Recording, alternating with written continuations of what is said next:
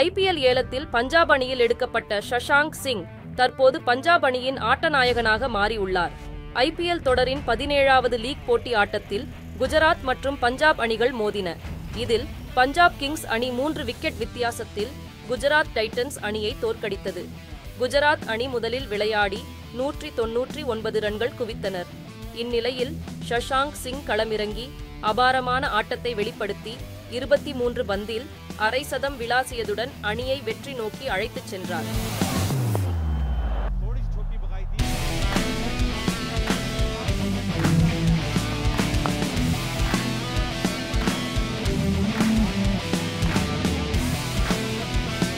ஏற்கனவே IPL ஏலத்தின் போது வேறு ஒரு வீரருக்கு பதிலாக ஷஷாங்க் சிங் பஞ்சாப் அணியில் தவறுதலாக எடுக்கப்பட்டதாக பிரீத்தி ஜிந்தா தெரிவித்திருந்தார். ஆனால் பஞ்சாப் அணியின் ஆட்டநாயகனாக மாறி அணியின் வெற்றியில் பெரிய பங்கு வகித்துள்ளார்.